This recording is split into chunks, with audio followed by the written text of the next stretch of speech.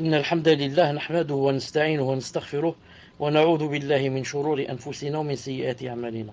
من يهده الله فلا مضل له ومن يضلله فلا هادي له، وأشهد أن لا إله إلا الله وحده لا شريك له، وأشهد أن محمدا صلى الله عليه وسلم عبده ورسوله. يا أيها الذين آمنوا اتقوا الله حق تقاته ولا تموتن إلا وأنتم مسلمون.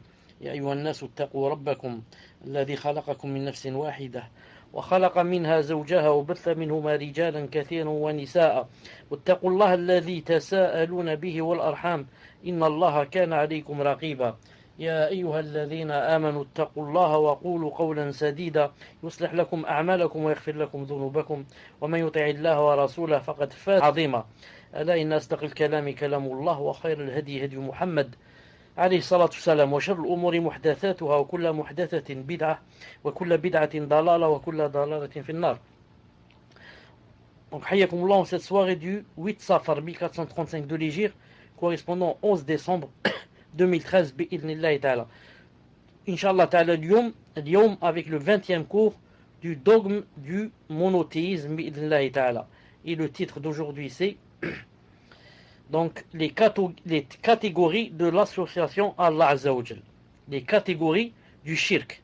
Et on va voir bi'idhnillahi ta'ala qu'il y a deux catégories. Donc la première, l'association majeure. La première, l'association majeure. Cheikh Fawzan Hafidhahullah a dit: il s'agit de l'association majeure, Shirk al-Akbar, qui fait sortir de la religion. Celui qui la commet sera condamné à demeurer éternellement dans le feu de l'enfer s'il meurt sans se repentir. Cette association, elle consiste à consacrer l'un ou l'autre culte à autre qu'Allah Azza wa Jal, comme l'invocation, l'immolation et les vœux faits aux tombeaux, aux djinns et aux démons, ou encore à craindre les morts, les djinns, de peur qu'ils ne fassent du mal ou rendent malade. Il y a également le fait d'espérer quelque chose de la part d'autres qu'Allah Azza wa Jal, que seul lui est capable de fournir, comme l'accomplissement des affaires ou le soulagement des malheurs dont seul Allah peut délivrer. Ce qui est d'ailleurs observé aujourd'hui autour des mausolées construits au-dessus des tombeaux des saints et des pieux. Allah subhanahu wa ta'ala dit dans le Coran: وَيَعْبُدُونَ مِن دُونِ اللَّهِ مَا لَا يَضُرُّهُمْ وَلَا يَنْفَعُهُم وَيَقُولُونَ هَؤُلَاءِ شُفَعَاؤُنَا عِندَ اللَّهِ 10-18. C'est-à-dire, ils adorent au lieu d'Allah ce qui ne peut ni leur nuire ni leur profiter, et disent: ceux-ci sont nos intercesseurs auprès d'Allah Azza wa Jalla. Ça, c'est la première sorte d'association, shirk, qui s'appelle shirk al-akbar. Et pour résumer, qu'est-ce que ça fait? Ça fait sortir de la religion. Et ça fait quoi? Et ça fait rentrer éternellement en enfer. Sauf si quoi? Sauf si la personne a fait le shirk al-akbar, mais a fait le repentir, walhamdulillah. Naam. Et c'est bien, je crois que c'est bien aussi de relire un peu, naam, pour que ça s'ancre bien dans le cœur. Il a dit: elle consiste à consacrer l'un ou l'autre culte à autre qu'Allah Azza wa Jal, comme l'invocation, l'immolation et les vœux faits aux tombeaux, aux djinns et aux démons, ou encore à craindre les morts, les djinns ou les démons, de peur qu'ils ne fassent du mal ou rendent malade. De peur qu'ils ne fassent du mal ou rendent malade. Il y a également le fait d'espérer quelque chose de la part d'autres qu'Allah, que seul lui est capable de fournir, comme l'accomplissement des affaires, le soulagement des malheurs dont seul Allah peut délivrer, etc. Ça, Inch'Allah ta'ala, c'est la grande association. La deuxième maintenant, l'association mineure. Il s'agit de l'association mineure, Shirk al-Asghar, qui ne fait pas sortir de la religion. Cependant, elle diminue l'unicité. Et c'est une porte vers l'association majeure. Et cette association mineure elle-même se divise en deux sortes. Petit a. On va voir petit a. L'association apparente. Shirk zahir. Maintenant on parle de quoi? On parle de l'association mineure. L'association mineure, qui ne fait pas sortir de l'islam, se divise en deux. Un, petit a, l'association apparente.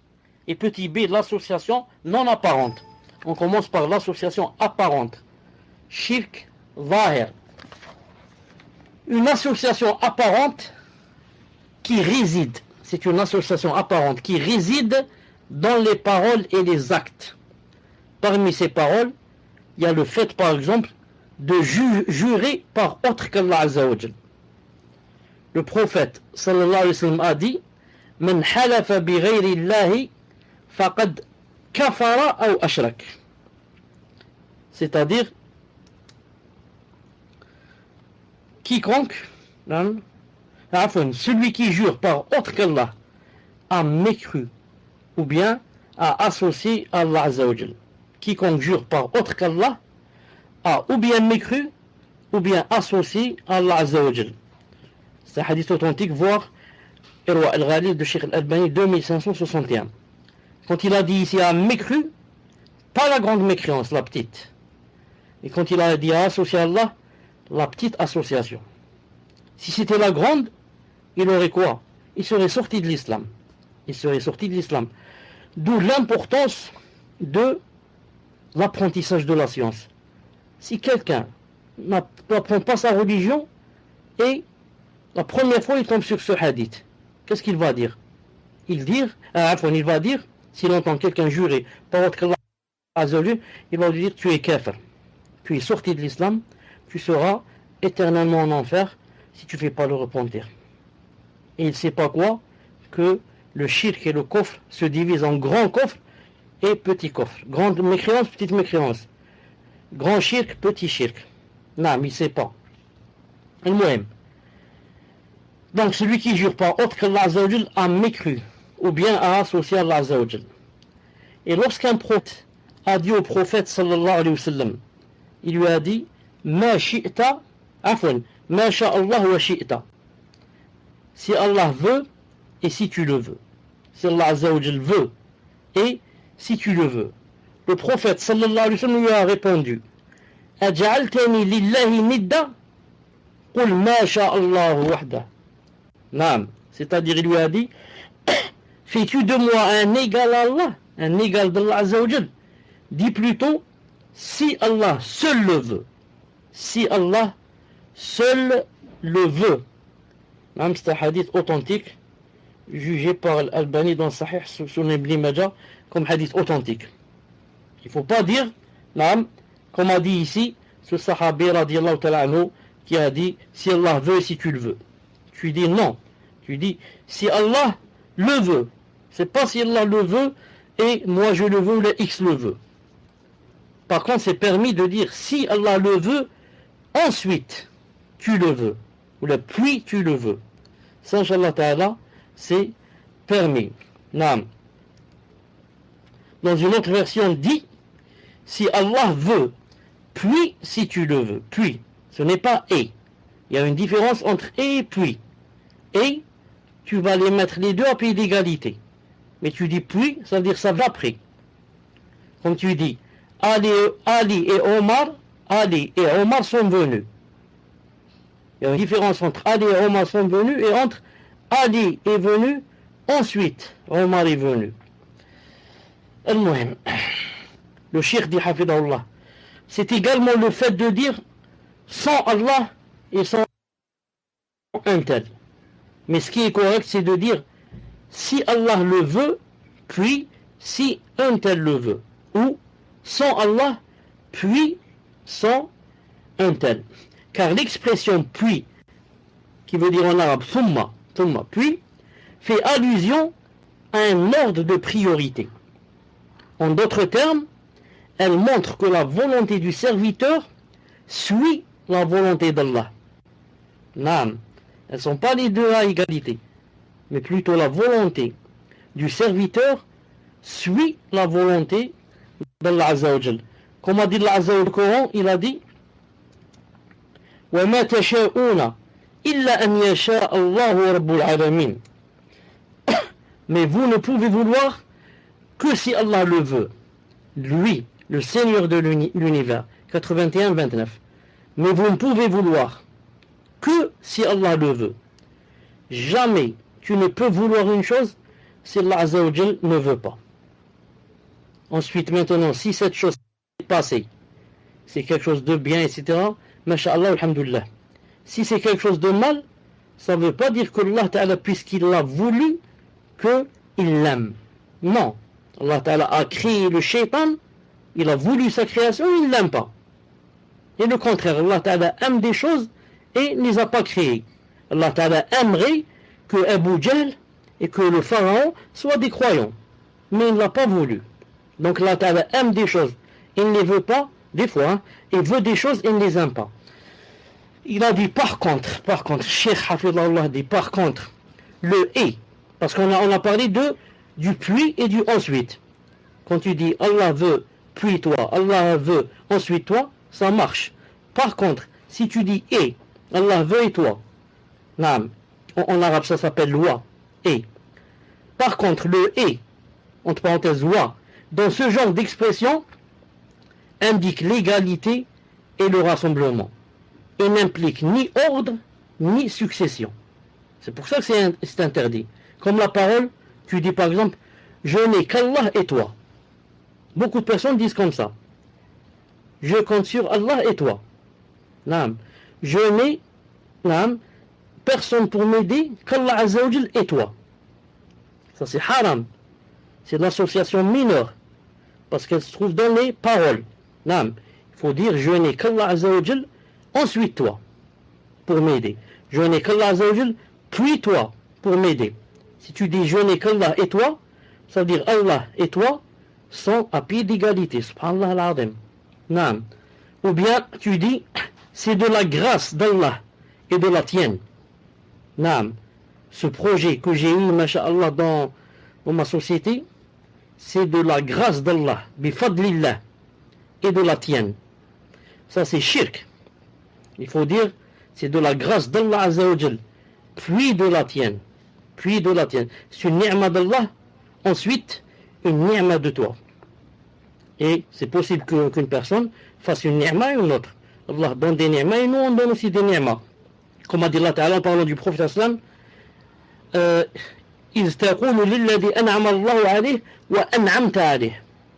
lorsque tu dis sur la personne à laquelle Allah Ta'ala a donné de la grâce et tu as donné de la grâce. Il était esclave, tu l'as rendu. C'est ça notre ni'ma. Il était esclave par exemple, tu l'as rendu et tu l'as affranchi. En ce qui concerne les actes qui entrent dans le cadre de l'association mineure, c'est par exemple le fait de porter un anneau. Tout à l'heure on parlait des paroles. On parlait des paroles qui rentrent dans l'association mineure. Le fait de jurer par autre qu'Allah. Le fait de dire je n'ai que toi Allah. Le fait de dire ça vient d'Allah et de toi. Ça sont les paroles. Maintenant, en ce qui concerne les actes, il y a des actes qui font rentrer dans l'association mineure. En ce qui concerne les actes qui font rentrer dans le cadre de l'association mineure, c'est par exemple le fait de porter un anneau ou un fil pour enlever ou écarter un malheur. Vous avez compris? Le fait de porter une bague ou bien un fil, pourquoi? Pour enlever ou écarter un malheur. J'ajoute autre chose, le fait aussi de mettre dans son doigt la bague qu'on appelle de l'alliance ou d'alliance ou de fiançailles, quelque chose comme ça, avec dans le sens, dans le cœur, que ça attire l'amour de l'autre. Ça attire l'amour de l'autre. Si je mets cette bague dans mon doigt et mon fiancé va mettre aussi la sienne, ça va faire de sorte que on s'aime, on va s'aimer. Ça aussi, ça rentre dans quoi? Ça rentre dans l'association aussi, ici. Aussi, rentre dans l'association mineure le fait d'accrocher un talisman. Naam. Le fait d'accrocher un talisman. Naam. La main de Fatma, de la mettre, naam, en disant dans son cœur, c'est un moyen. C'est un moyen de repousser le mauvais œil. De repousser le mauvais œil. Cheikh Salah al-Cheikh a ajouté même le chapelet. Il a dit certains mettent le chapelet dans, il l'accroche comme ça sur le, disons, comment ça s'appelle, le miroir dans la voiture. Le rétroviseur. Dans le rétroviseur, des fois, ils accrochent le chapelet, dans le sens que ça porte bonheur. Et comme ça. Cheikh Hafid Salah al-Cheikh a dit, même si la personne n'a aucune intention avec le chapelet, et elle a dit, je l'ai mis pour décor, pour parure, cette intention. Il a dit, malgré cela, il aura des péchés. Pourquoi? Car Rafa'a Shi'ar, il a élevé l'étendard des gens de Bida. Naam, il a élevé dans sa voiture l'étendard des gens de la Bida. Al-Muhim. Il a dit, comme le fait d'attacher, d'accrocher un talisman pour se protéger contre le mauvais œil et autres. Il a dit, si la personne, quoi, écoutez bien maintenant ce qui va suivre. Écoutez bien, c'est très important.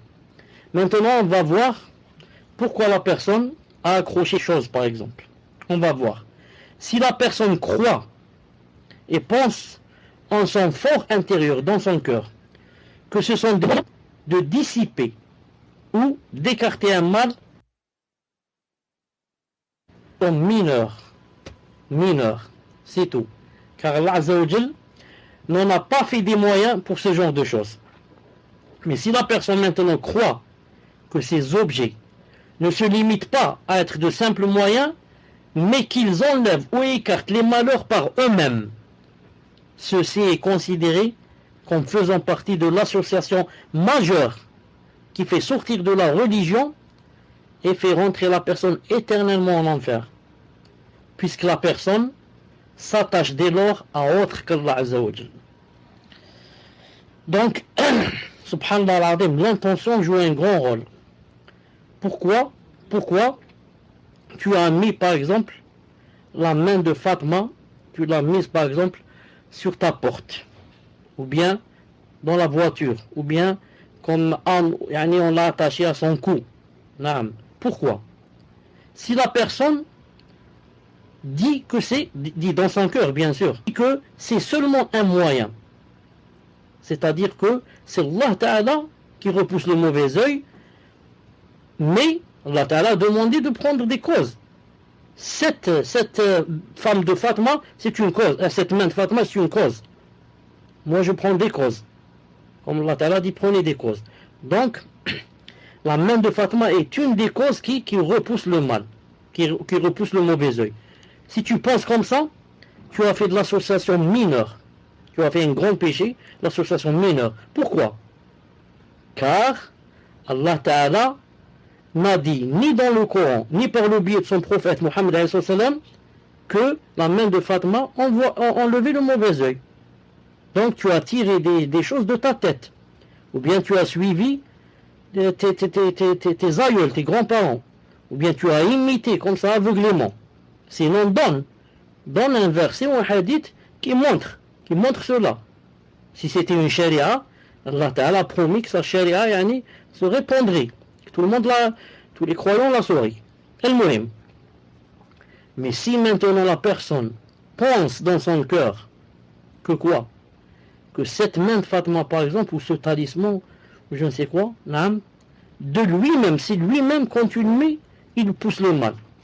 Sans que tu dises, que c'est un moyen seulement, que c'est là qui pousse le mal, ou le mauvais œil. Tu dis non, c'est lui. Ce talisman, il a été défait, comme disent beaucoup de mouchrikoun. Il commence même à embrasser la main de Fatma et à bien la cacher, parce qu'il croit que c'est elle qui a ce pouvoir.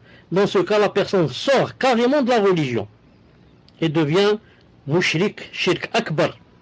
Et si elle meurt, c'est vraiment difficile pour elle si elle n'a pas fait tauba. Donc, il faut faire la différence entre celui qui a fait d'une chose un moyen et celui qui a fait d'une chose une fin. Une fin, naam. Tout ça, c'est quoi? C'est la première sorte. Petit a. Donc, l'association apparente. Maintenant, on va voir l'association non apparente, qu'on appelle shirk khafi. On dit khafi, c'est-à-dire n'est pas apparent. On dit zahir, s'il est apparent. Maintenant, on va parler de l'association yani, non apparente, shirk khafi. Et pour vous mettre dans le cours, pour que vous vous souveniez, on parle toujours de l'association mineure. On a dit la mineure se divise en deux. Et non apparente. Maintenant, on parle de la non apparente. C'est une association non apparente qui concerne les volontés et les intentions. Non, ce ne sont pas maintenant dans les paroles et dans les actes. Maintenant, c'est dans les volontés et les intentions. C'est très c'est très intime. Non, seul toi tu sais ça. Et bien sûr, Allah Azza wa Jal. Comme par exemple l'ostentation. Riya, l'ostentation. Quand une personne fait de l'ostentation, il se peut que des milliers soient avec toi et personne ne le sait. Mais toi, tu sais dans ton cœur que tu as prié pour Allah, certes, mais le rallongement de la salade, c'était pour les gens. Car tu as vu X rentrer à la mosquée. Tu as dit, j'aimerais qu'il voit comment je prie. Et peut-être même qu'il me fasse des éloges comme ça. Il a dit comme l'ostentation, riya, et aussi le fait de chercher à avoir une bonne renommée en faisant un acte de dévotion par lequel Allah Azza wa Jal. Naam. Il faudrait que vous compreniez bien que tentation, c'est quoi? Faire un acte de volonté, un acte d'adoration pour se rapprocher d'Allah, pas des gens. Mais, naam, dans sa forme, naam, on voudrait que les gens, par exemple, disent de nous du bien et comme ça. Car sinon, si la personne, par exemple, prie, elle va faire 2 unités pour la personne qui est rentrée. Elle a dit, bon, celle-là est rentrée, je vais faire 2 unités pour elle. Dans ce cas, elle est sortie de l'islam. Mais l'ostentation, c'est faire 2 unités pour Allah. Mais, en même temps, dans mania, je voudrais quoi? Chercher, disons, les éloges de cette personne.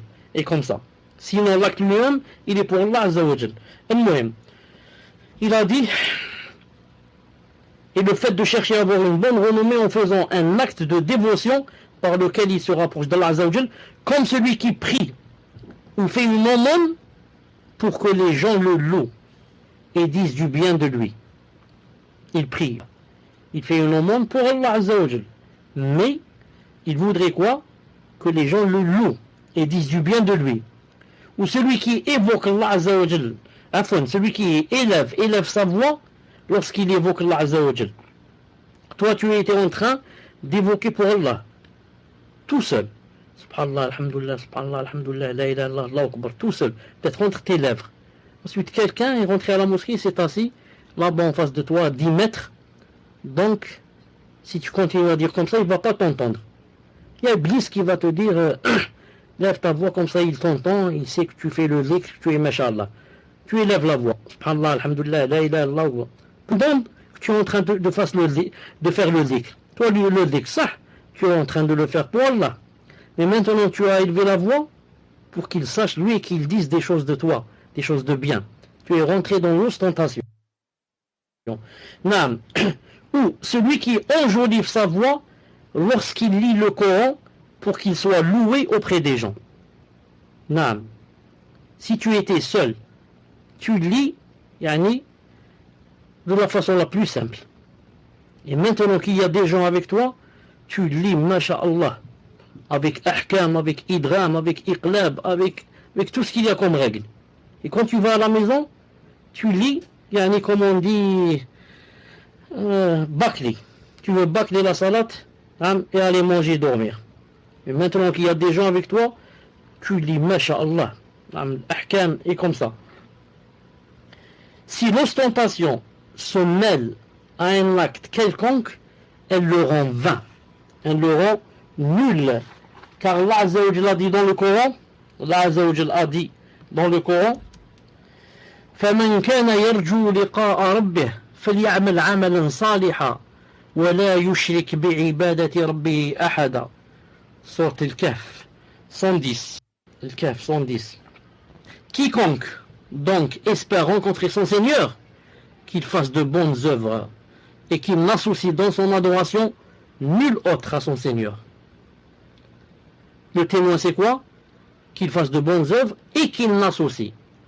Voilà shirk al-asghar. Qu'il n'associe dans son adoration nul autre à son Seigneur. Maintenant, quand tu faisais le dhikr ou tu lisais le Coran à voix basse, qu'est-ce que tu faisais? Tu faisais une bonne action. Et maintenant, en élevant ta voix pour qu'ils t'entendent, tu as fait une adoration. Tu as fait une association dans l'adoration. Et Allah Ta'ala a dit, pour que j'accepte, il faut deux choses. Il faut que l'action soit bonne et qu'il n'y ait pas d'association. Et qu'il n'y ait pas d'association.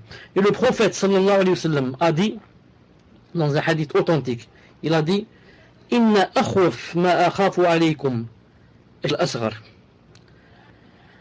Inna akhwaf ma akhafu alaykum al-shirk al-asghar. Naam. قالوا يا رسول الله ما الشرك الأصغر قال الرياء. Ce dont je crains le plus pour vous, c'est l'adoration mineure. Ils diront, mais c'est quoi l'adoration mineure? Il répondit, l'ostentation, riya. Allah Azza wa Jal va dire, ou la dira Yawm al-Qiyamah, après avoir rétribué les gens pour leurs œuvres, il va leur dire, ceux qui faisaient l'ostentation, il va leur dire, allez chez les gens auxquels vous faisiez l'ostentation et voyez si vous trouvez chez eux quelconque Silsila Sahih 951. Donc, les gens qui ont fait de bonnes œuvres et n'ont pas fait l'ostentation, ils vont trouver la rétribution et la grande récompense chez Allah. Allah va leur donner, ils ont fait des adorations pour lui. Quant à ceux qui ont fait l'ostentation, c'est-à-dire l'adoration, mais en même temps l'ostentation, shirk, Allah Ta'ala va leur dire Yawm al-Qiyamah, moi je n'ai rien à vous donner. Ce que vous avez fait, vous l'avez fait certes pour moi, mais aussi pour un autre ou une autre, ou pour des gens. Et moi, je vous avais dit auparavant que je n'acceptais que ce qui était pur pour moi. Pur. S'il contient un atome pour une autre personne, je ne l'accepte pas. Subhanallah al-Azim. Allah subhanahu wa jal. Allah subhanahu wa jal. On n'accepte que si c'est pour lui. S'il y a un autre qui rentre avec lui, il ne l'accepte pas. Non. Même s'il rentre avec une part minime, il dit non. Il faut que ça soit à 100% pour moi pour que je te donne la récompense.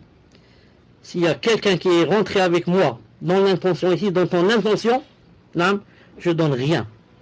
Va chez les gens auxquels tu as fait de l'ostentation, tu les as fait rentrer avec moi dans ton intention, dis-leur, peut-être qu'ils peuvent te donner une récompense. Peut-être que eux aussi, ils ont la clé du paradis. Peut-être qu'eux aussi, ils te permettent d'entrer au paradis. Je ne sais pas, va voir. Al-Muhim fait partie de cette catégorie. Aussi, quand je dis cette catégorie, ça veut dire shirk al-asghar. L'association mineure et bien sûr non apparente. Fait partie de cette catégorie aussi le fait d'accomplir une action quelconque pour un objectif mondain. Je répète, fait partie de cette catégorie shirk khafi, shirk non apparent. Le fait d'accomplir une action quelconque pour un objectif mondain, un objectif monde. Comme celui par exemple qui fait le grand pèlerinage, le hajj, ou bien l'appel à la prière, l'adhan, ou bien guide la prière contre un salaire, ou encore celui qui apprend les sciences islamiques, il apprend la charia, ou bien combat dans le sentier de Allah pour la même raison.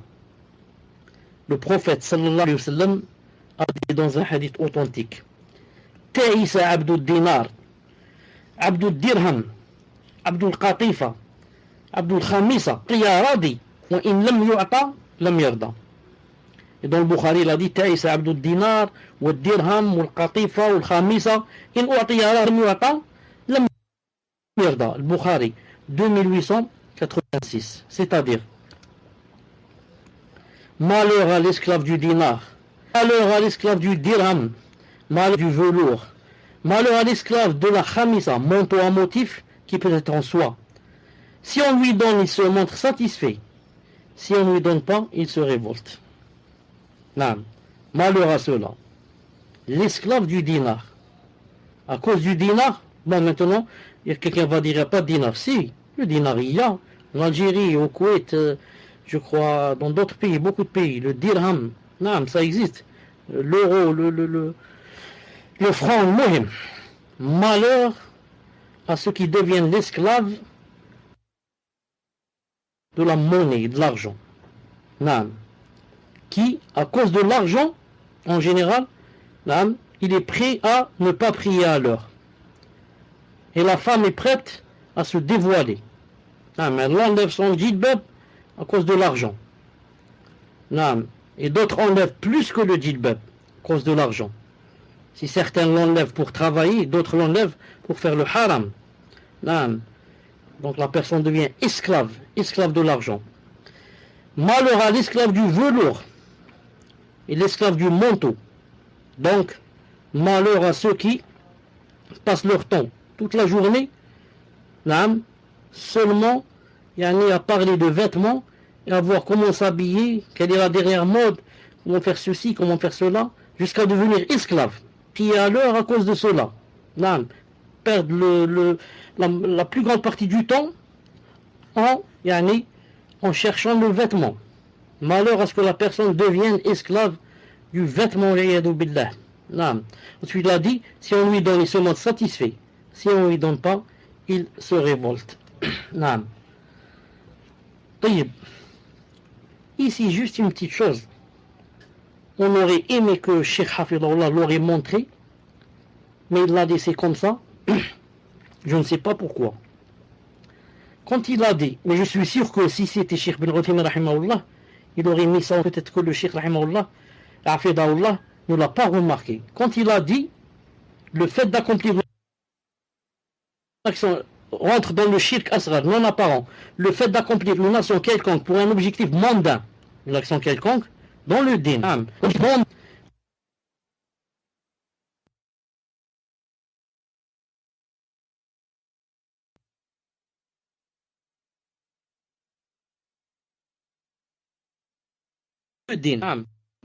monde comme Dieu, celui qui fait le hajj contre un salaire. Le hajj, tu dois aller le faire pour Allah Azza wa Jal. Si tu dis non, donnez-moi un salaire, sinon pas, c'est grave, ça rentre dans ce shirk.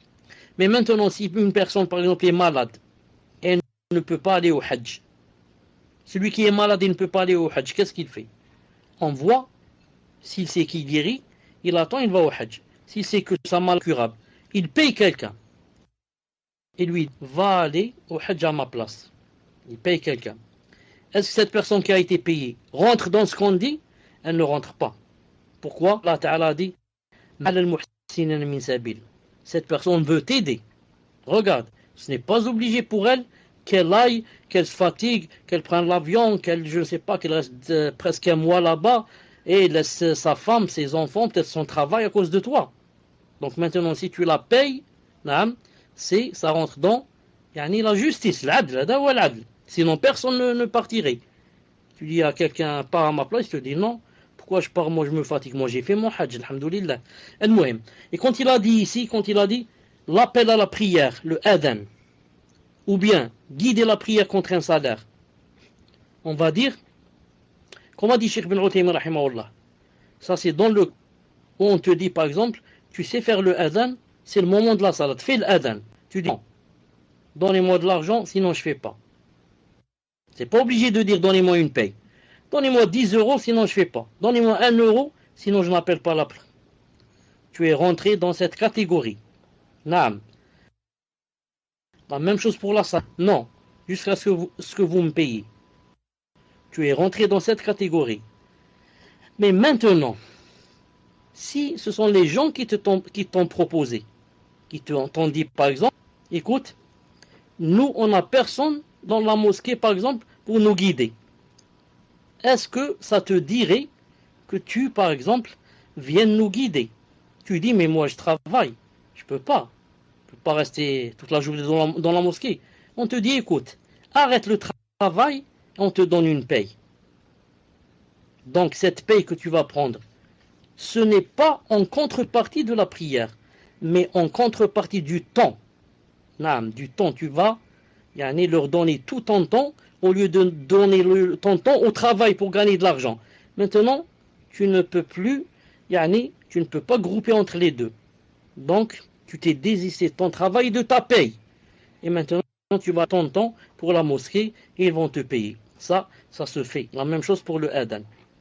Reste que, comme a dit Cheikh Ben Uthaymin, il a dit, sauf maintenant, par exemple, si ça vient de l'État. Il a dit, si c'est l'État, le hakim, qui te donne de l'argent de Beit el-Mal, la maison des biens musulmans, ont une maison comme ça, où il y a de l'argent de la zakat, etc. Si le hakim, disons le maire de la ville, disons le président de la République, le ministre des Affaires religieuses, te dit, voilà, garde la mosquée, prie des gens, et il a dit dans ce cas, il n'y a aucun problème, bi'idhnillahi subhanahu wa ta'ala. C'est la même chose pour quelqu'un qui te dit, apprends-moi le Coran. Et tu dis, je n'ai pas le temps, et c'est difficile, et je travaille, je sors jusqu'au soir. Il te dit, écoute, arrête de travailler, je te donne une paye. Et je te ramène mes enfants, et les enfants, tu leur apprends le Coran. C'est possible ou c'est pas possible? C'est permis. Car, ce qui n'est pas permis, c'est de dire, quelqu'un te dit par exemple, apprends-moi Surat al-Kahf. Tu lui dis, donne-moi de l'argent. Donne-moi 10 euros, je t'apprends Surat al-Kahf. Tu ne me donnes pas, je t'apprends pas. Vous avez compris? Mais l'autre, qu'est-ce qu'il fait? Il est venu t'apprendre le Coran. Maintenant, qu'est-ce qu'il va faire? Tu vas lui donner de l'argent à cause quoi? À cause que il va se fatiguer. Il va suer. Il va répéter. C'est pas comme ça. Il va te corriger. Il va te dire, tu as dit faux. Ici, il y a idram, il n'y a pas iqlab, il y a ceci, il y a cela. Donc, si tu lui donnes l'argent, c'est en contrepartie de sa fatigue et de ses efforts. Et non pas en contrepartie du Coran. Al-Muhim, j'espère que c'est clair, Inch'Allah Ta'ala. L'imam Ibn al-Qayyim, qu'Allah Ta'ala lui fasse la miséricorde. Quant à l'association dans les volontés et les intentions, c'est un domaine on ne peut plus vaste. C'est très difficile.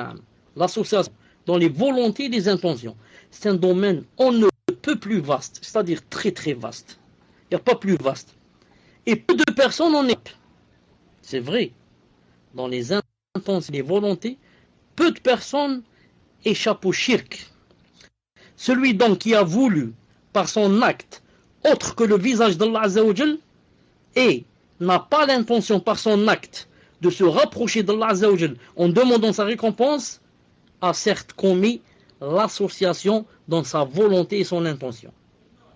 La sincérité, l'ikhlas, est le fait de vouer sa volonté et son intention exclusivement à Allah Azza wa Jal. Telle est la religion pure qui fut celle d'Ibrahim alayhi salam et celle qu'Allah Azza wa Jal a enjoint à tous ses serviteurs de suivre. Et il n'acceptera d'aucun d'eux une autre qu'elle. Telle est la réalité de l'islam. Allah Ta'ala dit dans le Coran, وَمَنْ يَبْتَغِي غَيْرَ الْإِسْلَامِ دِينًا فَلَنْ يُقْبَلَ مِنْهُ وَهُوَ فِي الْآخِرَةِ مِنَ الْخَاسِرِينَ 3,85. C'est-à-dire en français, et quiconque désire une religion autre que l'islam, il ne sera rien accepté de lui. Et il sera dans l'au-delà parmi les perdants.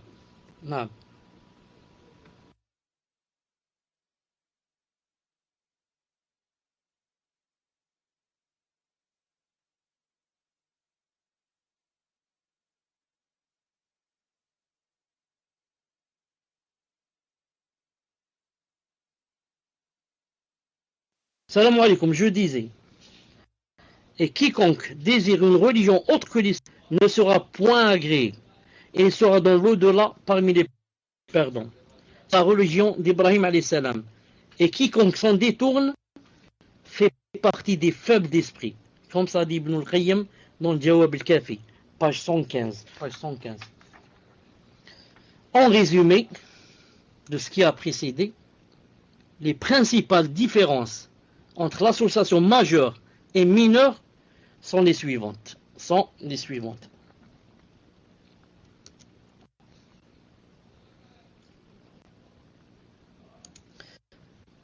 1.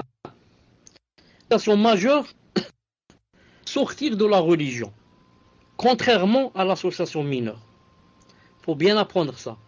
La principale différence entre les deux associations. Le grand shirk, l'association majeure, fait sortir de la religion, contrairement à l'association pas sortir de la religion. 2. L'association majeure fait que celui qui la commet demeure éternellement en enfer, alors que celui qui commet l'association mineure n'y demeure pas éternellement s'il y rentre. Éternellement, je l'ai mal écrit. Je répète, ce qui fait l'association majeure va rentrer et rester éternellement en enfer, alors que celui qui commet l'association mineure, s'il rentre en enfer, on ne sait pas s'il rentre, il n'y demeurera pas. Viendra le jour où il sortira, parce qu'il a fait seulement un grand péché. Et troisièmement, l'association annule toutes les bonnes actions. L'association, c'est-à-dire majeure, j'ai oublié majeure. L'association majeure annule toutes les bonnes actions, tandis que l'association mineure ne les annule pas toutes. Mais l'ostentation et l'accomplissement d'un acte en vue d'acquérir le bien de ce monde annule uniquement les actes auxquels ils se sont mêlés. L'association majeure annule toutes les bonnes actions.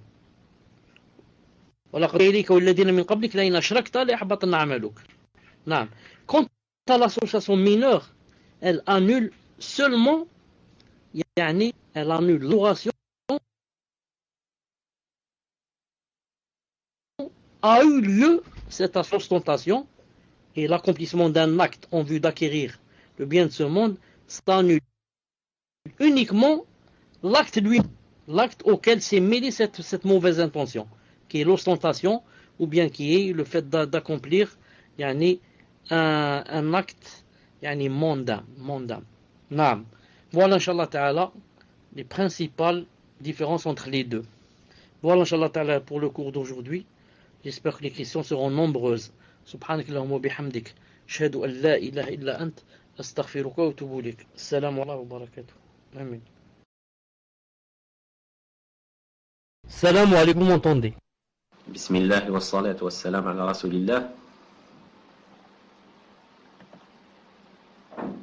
La première question, chère question d'un frère, il dit Ahsanallah ilaykum shaykhana. On trouve chez beaucoup de musulmans des tableaux accrochés au mur et sur lesquels sont écrits le nom d'Allah Azza wa Jal et le nom du prophète sallallahu alayhi wa sallam sur la même ligne et donc à la même hauteur.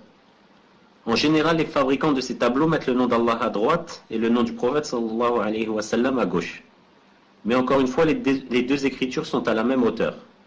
Ma question est donc, est-ce que ceci peut être considéré comme une sorte d'association, même si la personne qui achète le tableau considère qu'Allah Azza wa Jal est certes le plus grand? Barakallahu fikum wa hayakum Allah. Sachez, cher, que je vous aime comme un père pour moi, qu'Allah en soit témoin.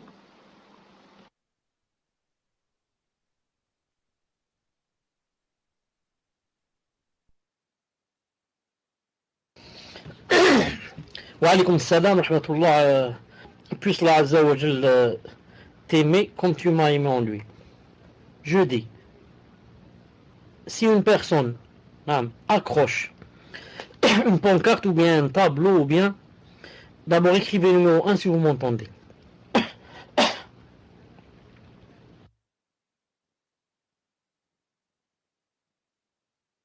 alhamdulillah, où il y a les bazawjal, mais sur la main au prophète sallallahu alayhi wa sallam. Que ça soit à gauche ou à droite. Naam. S'il accroche avec la niya, naam, qu'ils sont quoi? Qu'ils sont les deux égaux. Là, ça devient shirk akbar. Shirk, yani association. Naam. Mais si maintenant il dit, ils sont pas égaux, mais quand même, il les a mis dans quoi? Dans la même ligne. Ça devient son mineur. Parce que tu n'as pas le droit de mettre Allah Azza wa Jal et son prophète islam à pied d'égalité, yani, dans une chose pareille. Naam. Maintenant, si la personne n'a pas remarqué, il y a un tableau comme ça à la maison, n'a jamais remarqué cela, elle peut être excusée. Pourquoi? Car pour qu'un péché soit péché, il faudrait, comme je l'ai dit plusieurs fois, que la personne sache qu'elle est en train de faire le péché. Non. Mais en général, je vous dis que ça n'a rien, ça n'a aucun rapport avec la sunna, ni l'adoration de l'Azza wa Jal, d'accrocher des tableaux comme ça, sur les murs. Des tableaux, contenant des versets et Allah Ta'ala ou le prophète islam sur les murs. J'ai remarqué aussi qu'une fois j'ai été au Maroc, j'ai remarqué que c'était Allah, ensuite Al-Malik, ensuite chose j'ai oublié c'était quoi. 3 choses comme ça, sur la même ligne. C'est écrit par terre avec c'est dessiné, etc. L'Watan, voilà, je crois. Allah, on a dit maintenant, ça rentre, car ils les ont mis à pied d'égalité, qu'Allah Azza wa Jal leur pardonne et nous pardonne. Naam, tfaddal.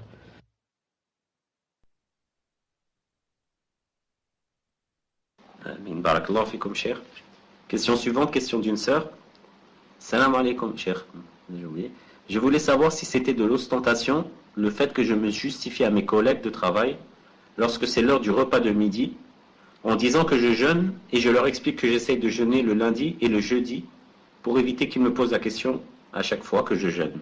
Donc est-ce que cela entre dans l'ostentation? Barakallahu fikum, cher.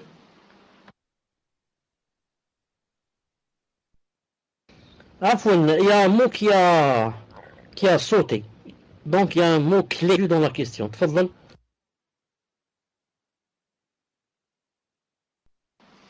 Il me semble que vous commencez à avoir des petites coupures. Allahu a'lam si c'est que chez moi.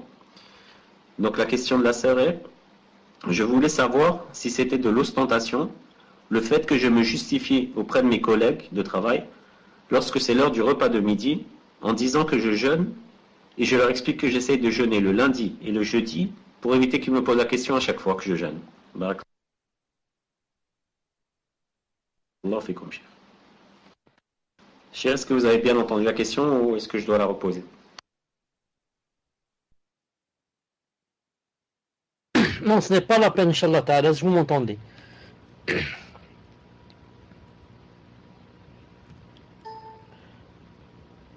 Non, ensuite, s'il y a des coupures, vous me le dites, Inch'Allah Ta'ala. Je dis, quand la personne dit, est-ce que c'est de l'ostentation ou pas? Le fait de dire que, par exemple, aujourd'hui je jeûne, je ne mange pas. Ou là que, moi d'habitude je jeûne le lundi et le jeudi. Jeudi, Allah subhanahu wa ta'ala, l'ostentation c'est d'abord une chose qui se trouve au niveau du cœur. Et que seule la personne elle-même peut la discerner. Peut savoir si elle a fait l'ostentation ou pas. Quand elle fait l'ostentation, la personne, un sentiment dans son cœur de joie d'avoir dit cela. Et quand la personne dit seulement pour informer, pas pour ostentation, elles sont le cœur apaisé. Elles sont le cœur apaisé dans l'adoration d'Allah Azza wa Jal. Naam. Et quand elles font l'ostentation, elles sont naam, une sorte de joie et elles sont que ce n'est pas pour Allah. Et elles sont un peu, qu'elles se blâment. Elles s'auto-blâment dans son cœur. Elle dit, je sais que c'est de l'ostentation. Non, mais si elle a le cœur apaisé, alhamdoulilah. Je dis, ça aurait été bien si la personne me dit de manger ou là, et que par exemple je lui dis que aujourd'hui j'ai jeûné, non, ça aurait été bien que c'est pas la peine de dire que je jeûne chaque lundi ou le jeudi. Non. Je dis seulement qu'aujourd'hui, j'ai jeûné. Non. Mais si maintenant j'ai dit avec une bonne intention, pour que c'est pas à chaque fois il me demande, et j'ai senti un apaisement dans mon cœur, ça veut dire que je l'ai dit, Inch'Allah Ta'ala, avec sincérité. Non. Donc ça revient à la personne et au sentiment qu'elle a ressenti lorsqu'elle a dit cela. Wallahu Ta'ala alam. Tfaddal.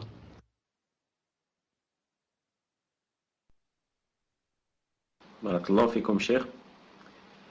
Question suivante d'une sœur qui dit Alaykoum Allah, est-ce correct de dire Inch'Allah, puis s'il te plaît? Donc Inch'Allah, thumma shi't. Lorsque l'on demande quelque chose à quelqu'un. Par exemple, peux-tu aller me chercher du pain, Inch'Allah, puis s'il te plaît? Car j'ai pour habitude, lorsque je demande un service, d'employer cette manière, et on m'a déjà dit qu'il n'y avait aucune législation à ce sujet. Barakallahu fikum, cher.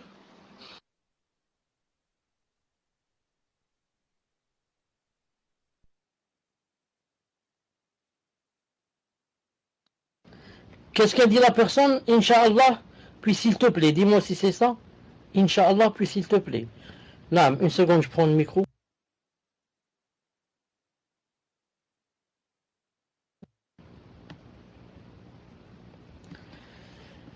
Quand la personne dit puis, ou bien ensuite, Naam, Inch'Allah Ta'ala, il n'y a pas de problème. À condition qu'elle dise puis, ou bien ensuite. Qu'elle ne joigne pas entre la volonté d'Allah et la volonté d'une personne, d'un être humain, avec une conjonction comme et, mais plutôt comme ensuite ou la puis. Inch'Allah Ta'ala. Naam, tfaddal.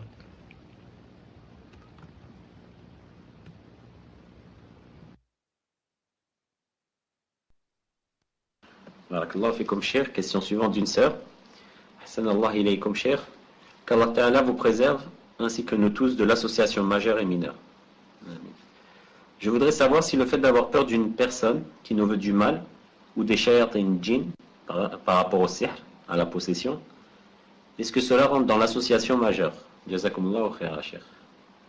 Donc le fait d'avoir peur d'une personne qui nous veut du mal, ou des shayatin djinn. Barakallahu fikum.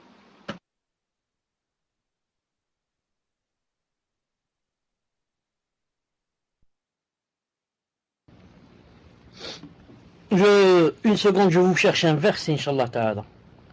وإنه كان رجال من الإنس يعودون برجال من الجن فزادوهم رهقا. Une seconde, je vous cherche un verset, Inch'Allah Ta'ala, très important, pour que vous compreniez quelle est la peur qui est interdite. Quelle est la peur qui est interdite. Une seconde. Alors,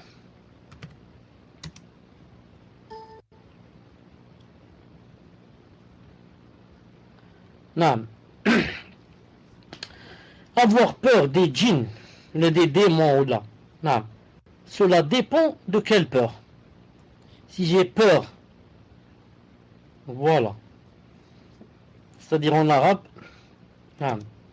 En arabe, وأنه كان رجال من إنس يعودون برجال من الجن فزادوهم رهقا. فزادوهم رهقا. C'est pas celui-là. C'est plutôt ce verset. C'est plutôt ce verset. C'est plutôt ce verset. Or, il y avait parmi les humains des mâles qui cherchaient protection auprès des mâles parmi les djinns. Ils ont écrit Paris. Parmi les djinns. Mais cela ne fit qu'accroître leur détresse. Ce qui s'est passé ici, c'est que certains des kuffars autrefois, quand ils descendaient ils arrivaient à un certain endroit, comme on dit, un wed comme ça. Quand ils arrivaient là-bas, qu'est-ce qu'ils faisaient? Ils disaient ici, il y a des djinns qui habitent cet endroit. On a peur qu'ils nous fassent des choses. Or, donc ils demandaient protection auprès des djinns. Ils disent, oh toi, le maître des djinns de cet endroit-là, préserve-nous du mal, du mal de n'importe qui ou des autres djinns. Ils demandaient donc à ce djinn, ou là, au chef des djinns, de les protéger. Et ça, bien sûr, ça fait rentrer dans l'association majeure, et cela ne fait qu'accroître ton mal et ta détresse et ta peur. Par contre, si une personne arrive dans un endroit, par exemple, et elle a peur qu'il y ait des djinns ici, et qu'elle fasse des doigts, comme le prophète alayhi salam, quand il descendait dans un endroit, il faisait des doigts. أعوذ بكلمة الله التامة من كل شيطان وهمة ومن كل عين لامة. Par exemple, quand il va rentrer aux toilettes, il dit أعوذ بالله من الخبث والخبائث. Je demande à Allah Azza wa Jalla le refuge des djinns et de leurs épouses. Ça c'est permis. Là, cette peur est permise.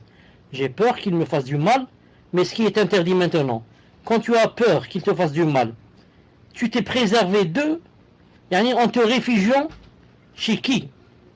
Auprès d'Allah Azza wa Jalla, ou en faisant de la sorcellerie et en égorgeant pour eux quelque chose. Vous avez compris la différence? Non. Si tu as peur d'un djinn, d'un démon, la peur naturelle, car ils font du mal par exemple, et que tu demandes à Allah Azza wa Jalla refuge, contre eux, cela est permis. Si par contre tu demandes refuge auprès d'un sorcier ou bien en employant le sihr ou quelque chose comme ça, ou des moyens qui ne sont pas légiférés, ça devient shirk bi'idhnillahi ta'ala. Tfadlal.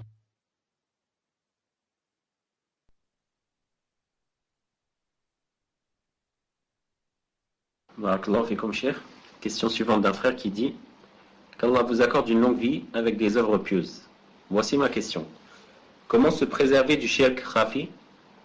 Pouvez-vous me donner des conseils pour repousser ce mal?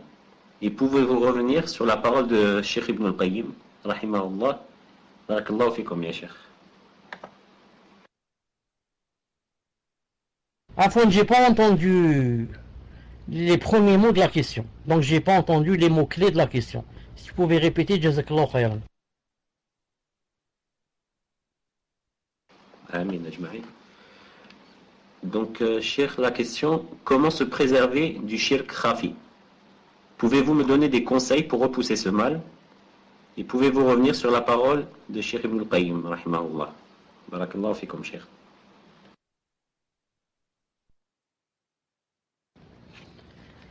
Non, le shirk khafi, c'est très difficile. C'est très difficile de s'en préserver. Et c'est des choses intimes que seule la personne connaît.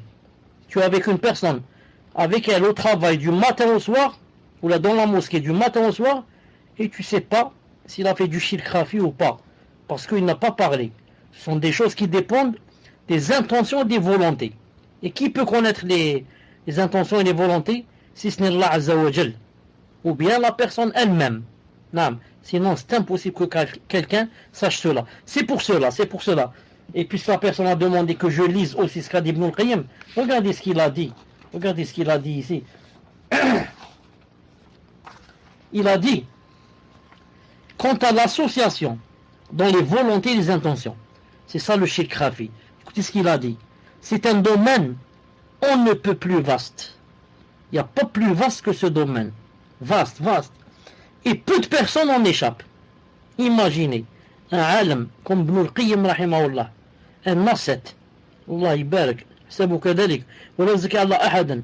Non, quelqu'un qui a passé sa vie, passe sa vie de salat al-fajr jusqu'à salat al-isha dans le dhikr et dans le tafsir, dans le hadith, dans les usul, non, dans le fiqh, dans le mirat, dans plus ce qui se passe dans son cœur, plus le dhikr. Il était très connu que il priait beaucoup, jeûnait beaucoup. Non, jeûnait beaucoup. Al-Muhim, celui-là, qu'est-ce qu'il dit? Il dit, peu de personnes en échappent. Peu de personnes en échappent. Celui donc, voilà ce qu'il dit. Il dit, celui donc qui a voulu par son acte, autre que le visage d'Allah, et n'a pas l'intention, par son acte, de se rapprocher d'Allah Azza wa Jal en demandant sa récompense, a certes commis l'association dans sa volonté et son intention. Non. Quand tu fais un acte d'adoration et ton but, ce n'est pas le visage d'Allah ni l'espérance de sa récompense demain quand tu le rencontres. Tu as fait, le shirk que tu as fait, c'est dans la volonté et dans l'intention. Car il n'y avait pas dans la volonté le visage d'Allah Azza wa Jal. Il a dit la sincérité, c'est ça le contraire. La sincérité, donc c'est ça aussi dawa. C'est ça le remède. C'est ça les soins qu'il faut prendre. C'est ça les médicaments. C'est quoi? C'est de chercher la sincérité. Et la sincérité, c'est le fait de vouer ses actes, ses paroles, sa volonté et son intention exclusivement à Allah Azza wa Jal. Telle est la religion pure qui fut celle d'Ibrahim, alayhi salam, et celle qu'a enjoint Allah Azza wa Jalla à tous ses serviteurs de suivre. Et il n'acceptera d'aucun d'eux une autre qu'elle. Ensuite, là, c'était le verset quiconque désire religion autre que l'islam, il ne sera rien accepté de lui et sera dans l'au-delà parmi les perdants. C'est pour ça que je rappelle, dites-moi si vous m'entendez, je rappelle que les trois personnes qui vont rentrer en enfer, ce sont toutes les trois des personnes qui ont fait quoi? Qui ont fait l'association. Dans les adorations. La première, qui quoi? Qui lisait le Coran, pour que les gens disent que cette personne, masha'Allah, c'est un savant, c'est quelqu'un qui récite, masha'Allah, quelqu'un qui lit. Et la deuxième personne, qui faisait l'aumône, mais elle avait dans le cœur pour que les gens disent d'elle. Les gens disent, vraiment cette personne, il n'y a pas comme elle dans l'aumône. La troisième qui a fait le djihad, le combat dans le sentier d'Allah, mais avec l'intention, pourquoi? L'intention de dire, pour que les gens disent, vraiment celui-là c'est un courageux. C'est pour ça qu'en islam, il est interdit de dire de quelqu'un qu'il est quoi? Qu'il est martyr. Sauf si Allah Ta'ala a dit de lui qu'il était martyr, ou le prophète sallallahu alayhi wa sallam. C'est pour ça que le Bukhari a dans son Sahih un chapitre qui s'appelle l'interdiction de dire X shahid, X est mort shahid. Pourquoi? Car le prophète sallallahu alayhi wa sallam a dit il a dit toute personne qui tuklamu fi sabilillah wallahu a'lamu biman yuklamu fi sabilih, il a continué le hadith, il a dit toute personne à qui on fait couler du sang fi sabilillah. Ensuite il a dit et Allah, comme ça il a dit wallahu ya'lam, et Allah sait, c'est-à-dire pas notre sait, et Allah sait à qui on a fait couler le sang fi sabilillah. Quelqu'un part avec toi, part dans l'armée, avec l'armée pour faire le djihad, contre les ennemis d'Allah subhanahu wa ta'ala, et il meurt tué par une balle, et tu ne peux pas dire de lui il est shahid. Pourquoi? Tu ne sais pas qu'est-ce qu'il y avait dans son cœur, pourquoi il est parti pour le djihad. Certes il disait Allahu Akbar pendant toute la journée, mais au fond, pourquoi? Tu ne sais pas, seul Allah ta'ala sait. Peut-être que c'est pour qu'on dise de lui, celui-là, masha'Allah, c'est un guerrier, un valeureux, un courageux, il n'a pas peur. Ou bien, parce que quand il termine le djihad, il y a le butin qui est distribué. Peut-être qu'il est parti à cause du butin. Ou bien, pour qu'il soit là-bas un chef, pour qu'il devienne un chef. Ou bien, il est parti parce qu'il veut le visage d'Allah et le paradis. Avec, ces 8 portes. Allahu alam. Donc c'est pour ça qu'on ne dit pas X est mort shahid. X est mort shahid, sauf s'il y a dans le Coran ou la Sunna, Inch'Allah ta'ala. Tfadlal. Donc je dis à cette personne, le remède c'est la sincérité. C'est d'essayer de cacher au maximum ses actes et ses adorations. Sauf les adorations qu'on va faire par exemple en groupe. Naam. Mais les adorations facultatives, naam, qu'on fait nafila, comme lundi, par exemple celui qui jeûne lundi ou jeudi ou bien un autre jour, ou dans quelque chose, une aumône fi sabilillah ou là, s'il veut le visage d'Allah, alors qu'il essaie de cacher cela au maximum. Et tu verras et tu sais qu'il y a une grande différence quand tu donnes à quelqu'un 10 € en cachette et quand tu les donnes en ayant dans le cœur que j'aimerais que les gens me voient. Dans le premier cas en cachette, tu vas sentir une grande rahma qui va descendre dans ton cœur quand tu as donné fisabilillah. Pourquoi? C'est le jaza. Allah Ta'ala te récompense déjà à la minute même. Et tu vas sentir le khushu' dans ton cœur. Tu vas sentir ta foi qui commence à grandir. Tu vas sentir ton cœur qui a bougé. Tu vas sentir les larmes qui veulent couler de tes yeux. Mais si tu donnes à cause des gens, pour que les gens te louent, pour que les gens disent de toi, oh, vous ne savez pas qu'ils donnent, fisabilillah, tu vas sentir le contraire, tu vas sentir le cœur serré. Tu vas même, si tu pas un peu de sincérité, tu vas te blâmer après. Tu vas dire Aoudou billah, j'ai fait de l'ostentation. Naam. Puisse Allah subhanahu wa ta'ala nous aider. Tfaddal.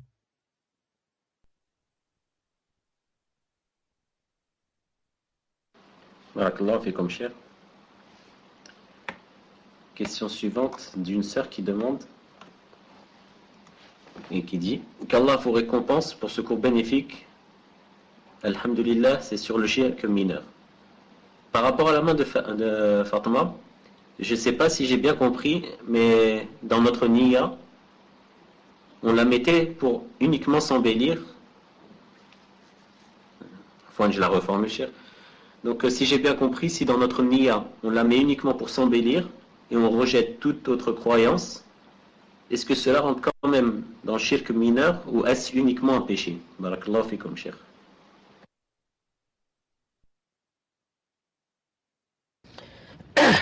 Si on met la main de Fatma uniquement dans le but de s'embellir, comme parure, ça devient seulement un péché. Ça devient seulement un péché parce que, pourquoi un péché?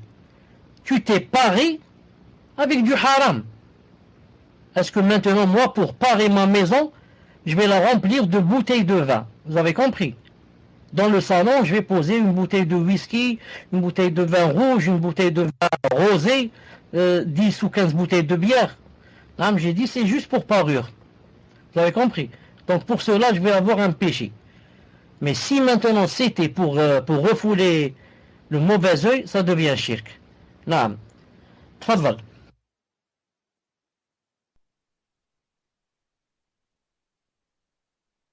Barakallahu fikum, cher.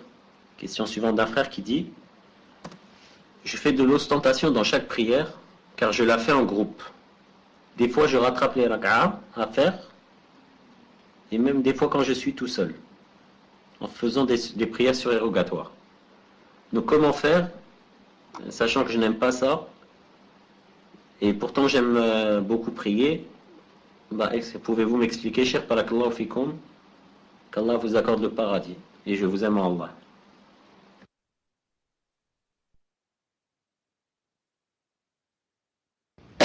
Je dis, puisse Allah subhanahu wa ta'ala t'aimer en lui. Naam. Comme tu m'as aimé en lui. Mais tu m'as fait un peu rire. Ce frère m'a fait un peu rire parce qu'il a dit carrément comme ça, je fais de l'ostentation. Je fais de l'ostentation, etc., etc. Naam. Donc moi je lui pose d'abord la question. Comment qu'il sait qu'il fait l'ostentation? Car quelqu'un qui fait de l'ostentation en principe, il dit pas. Naam, il dit pas. Celui qui aime l'ostentation ne dit pas. Car s'il dit, ça veut dire qu'il est sincère. J'aime pas l'ostentation, je suis en train de la faire. Je voudrais juste lui poser la question, comment qu'il a su qu'il faisait de l'ostentation? Tfaddal. Ensuite, si c'est possible, de me réexpliquer qu'est-ce qu'il faisait. Qu'est-ce qu'il a dit, je fais la prière en groupe. Ensuite, il a dit, je rattrape ou je ne sais pas quoi, j'ai pas très bien compris. Tfaddal. J'ai essayé de reformuler la question, cher. Et j'attends donc ces précisions. Et je pense qu'il parle surtout dans le fait de faire la prière en groupe. Je pense que c'est à ce moment-là qu'il ressent l'ostentation. Donc en attendant, cher, ces précisions, je vous pose la question suivante. Question d'une sœur qui dit: ma question se porte sur l'explication que vous avez donnée au sujet d'Allah Azza wa Jal, au sujet qu'Allah Azza wa Jal a créé ses créations sans toutes les aimer. Par exemple, des djinns. Car je n'ai pas compris du tout. Barakallahu fikum, cher, si vous pouvez réexpliquer. J'attends ces précisions, Inch'Allah.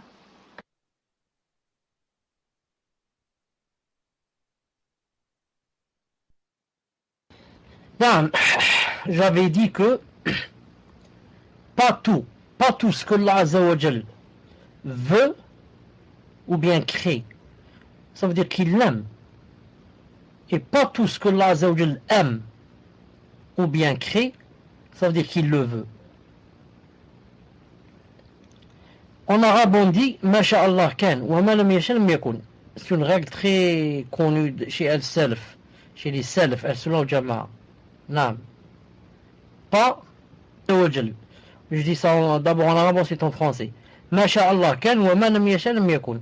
Ce que Allah Ta'ala veut, non, il est. Il lui dit soit il est. Non. Et ce que Allah Ta'ala ne veut pas, il ne sera jamais, n'existera jamais.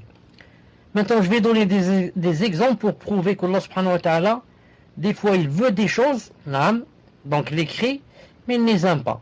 Et des fois, il aime des choses, mais ne les veut pas, ne veut pas qu'elles se produisent.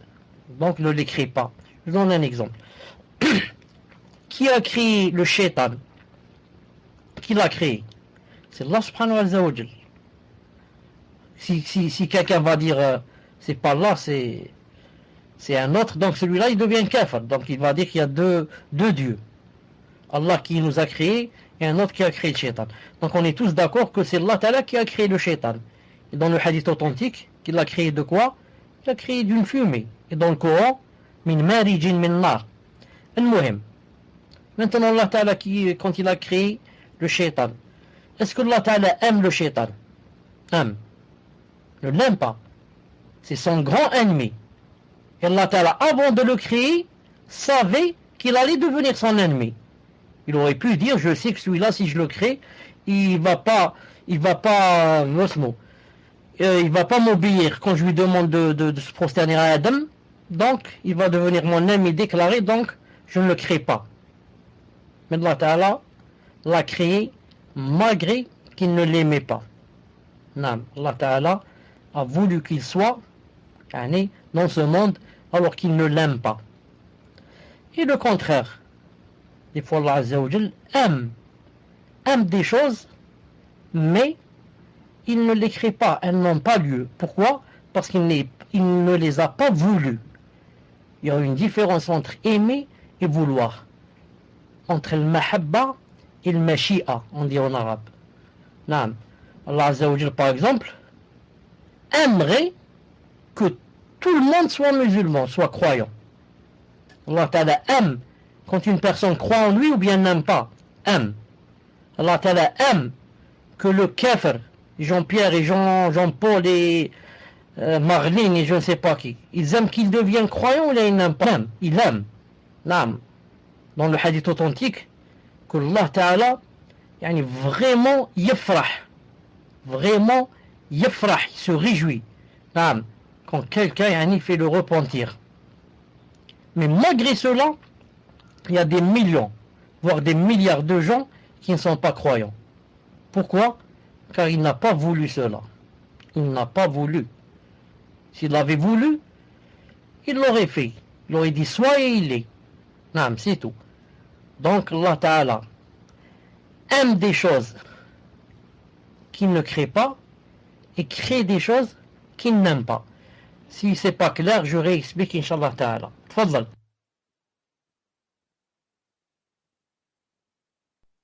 Afwan, cher, j'ai été déconnecté ce que vous aviez fini. J'avais entendu, il aime des choses etc. Alhamdoulilah, donc je passe à la question suivante. Question d'une sœur qui dit, cher, vous avez parlé dans votre cours de ceux qui aiment la mode.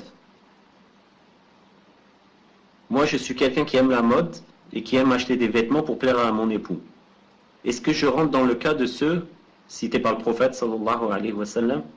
Barakallahu fikum pour vos cours et qu'Allah Ta'ala purifie notre tawhid.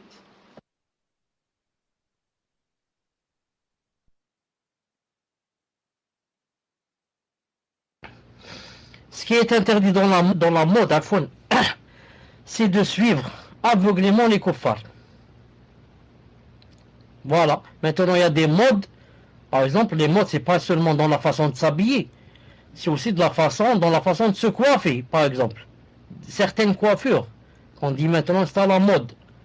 Par exemple, pour l'homme, par exemple, de laisser seulement au milieu et d'enlever à droite et à gauche. Ou là, de laisser seulement au début de sa tête, d'enlever vers la fin. Ou bien le contraire. Ou bien de dessiner un ballon dans sa tête. Et tout ça, c'est de la mode. Mais, nous, est-ce qu'il nous est permis d'imiter comme ça aveuglément?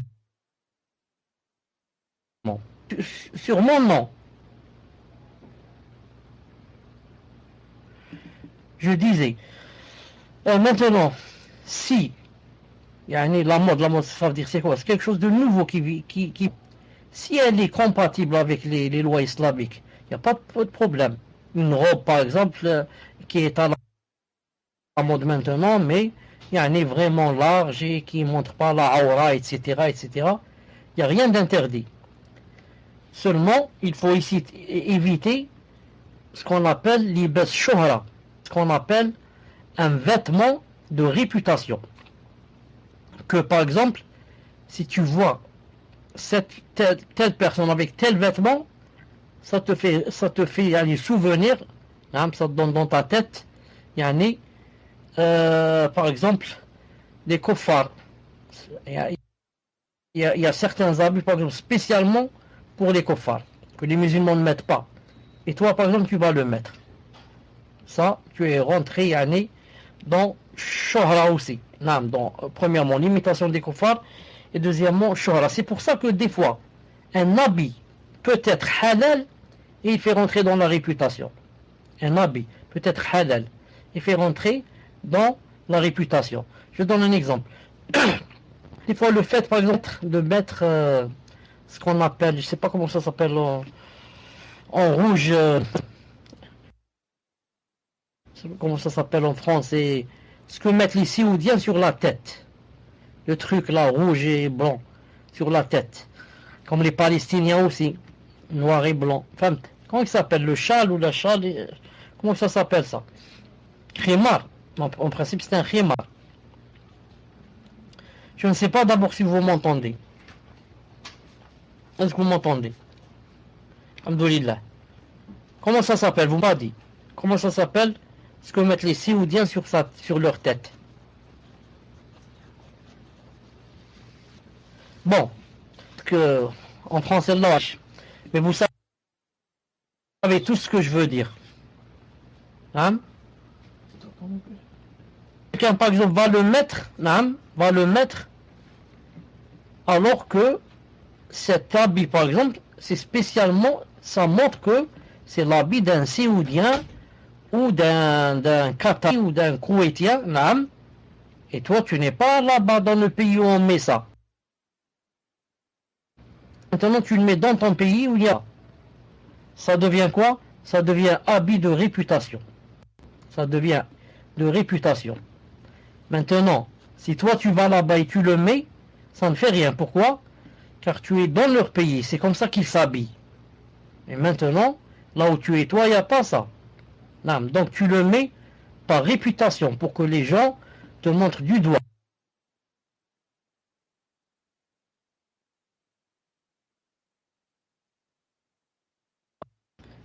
Regardez celui-là, comment il est habillé, commence à être réputé parmi les gens. Par contre, si un Koweïtien ou un Saoudien vient à Paris et il va mettre cela, est-ce qu'on va dire que c'est un habit de réputation? Non. Pourquoi? Car lui, c'est comme ça qu'il s'habille dans son pays. Et il n'est pas obligé de s'habiller comme toi. Il voudrait qu'il reste dans sa personnalité et que les gens sachent que c'est un étranger, que c'est un Saoudien. Donc il ne rentre pas dans la réputation. Voilà la différence. Je reviens à la sœur, je dis, le hadith dont on a parlé, quand j'ai parlé moi tout à l'heure, le Cheikh Fawzan Hafidullah a parlé, ou là plutôt le hadith qui dit, parler de l'esclavage, l'esclave du dinar, l'esclave du manteau, etc. Il parlait de celui qui va, comment je vais dire le mot, du matin au soir. Il ne pense qu'à ça. Il ne fait que cela. Il adore cela. Ça rentre presque dans l'adoration. C'est comme si, par exemple, quelqu'un ou là une femme va se mettre devant, comment ça s'appelle, le miroir du matin jusqu'au soir. Elle passe la plupart de son temps en face du miroir. Celle-là, elle s'est adorée.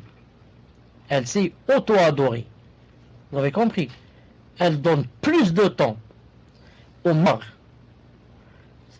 Si elle s'admirait seulement, c'est permis. Mais elle s'adore. Car je peux me voir dans le miroir quelques minutes et je m'admire. Je me parle en dit je suis beau, je suis ceci, je suis mignon, malish. Et maintenant, je vais rester du matin au soir, naam, des heures et des heures. Et tout le temps. Si c'était juste pour un mariage, pour une fête, plus ou moins. Mais tout le temps, matin au soir. Ni je lis Coran, comme on dit, ni, ça rentre dans l'adoration. Naam. Donc, si maintenant une personne veut acheter des choses juste pour plaire à son mari et que les choses qu'elle achète, vêtements, etc., sont conformes à la charia, ne montrent pas la aura, ne sont pas des choses spéciales des kuffars, etc., c'est permis, Inch'Allah ta'ala. Tfadlal. Je sais pas cher pour les autres, mais chez moi ça a coupé à la fin, je n'ai pas entendu la fin.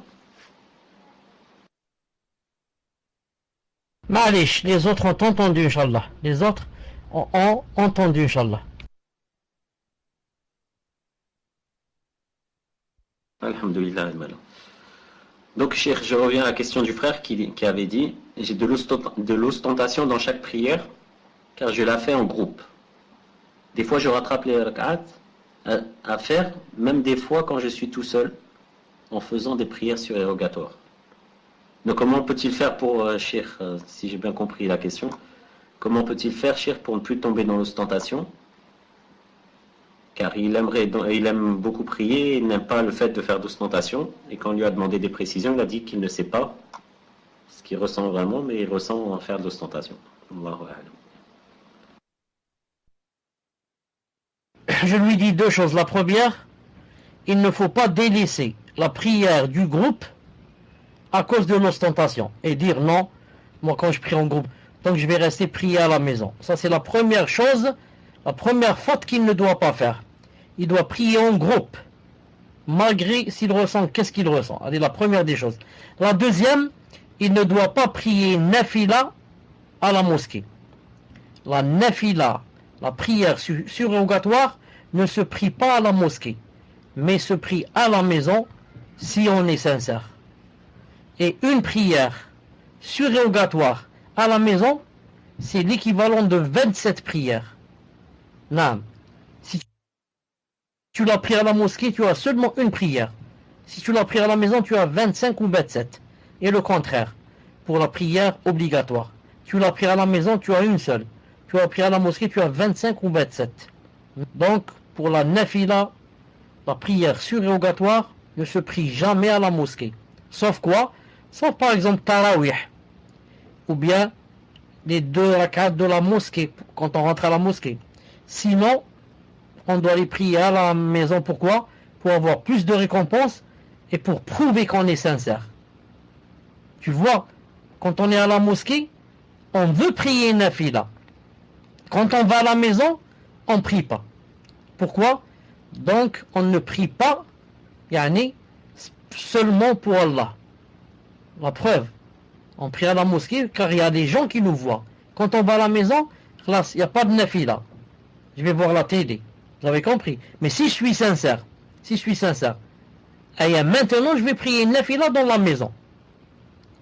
Et encore, peut-être même des fois mes parents ou ma famille ne sait pas. Je suis dans ma chambre.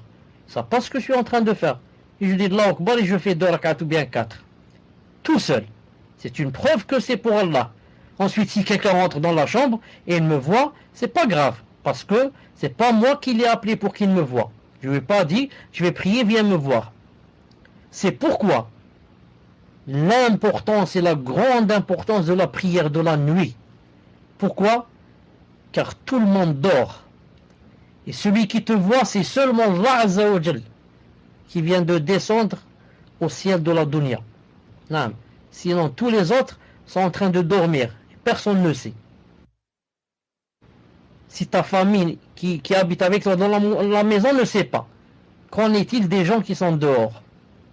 Donc il est possible que la personne se lève, prie, ne serait-ce que 2 rak'at, et se couche sans que personne dans la maison ne le sache. Masha'Allah, c'est ça l'ikhlas. C'est vraiment une preuve que c'était pour Allah. Si c'était pas pour Allah, j'aurais aimé réveiller les gens avec moi pour qu'ils sachent. Naam. Allahu Akbar. Puisse Allah Azza wa Jal nous donner la sincérité. Tfadlal.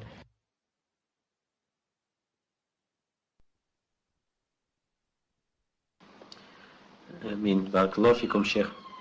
Question suivante d'une sœur qui dit: dans le cours, vous avez dit à la fin que si une personne commet le shirk asrar, il ne restera pas en enfer s'il y rentre.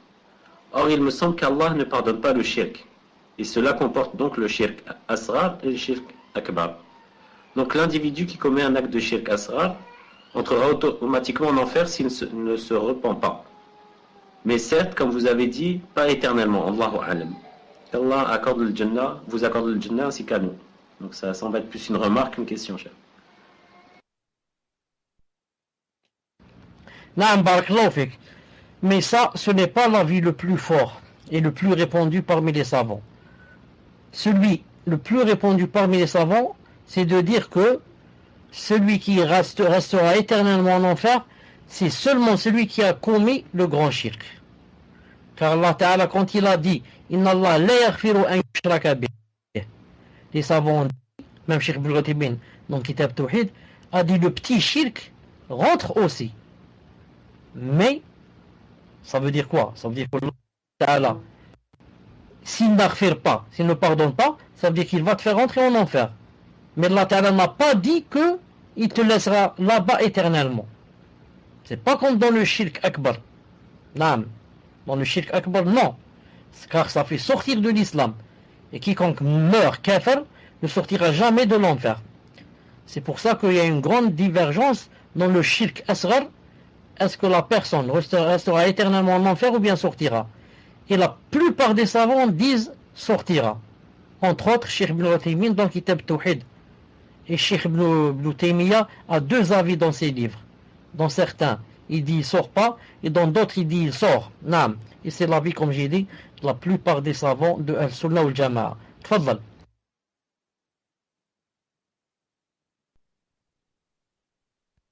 Barakallahu fikum, cher. Question suivante d'une sœur qui dit: est-ce que le fait de prendre des intermédiaires dans l'adoration d'Allah, tel que demander à un mort d'intercéder auprès d'Allah pour qu'Allah Azza wa Jal exauce l'invocation, ou bien de penser que d'accrocher des amulettes ou des talismans puisse être une cause pour qu'Allah protège la personne? Et est-ce que cela est du shirk mineur ou majeur? Et si la personne meurt dans cet état, va-t-elle éternellement en enfer? Sachant que la personne est convaincue que c'est bien Allah Ta'ala qui exauce ou qui protège, mais utilise des intermédiaires, tels que demander aux morts ou utiliser les talismans. Tfadlo, cher.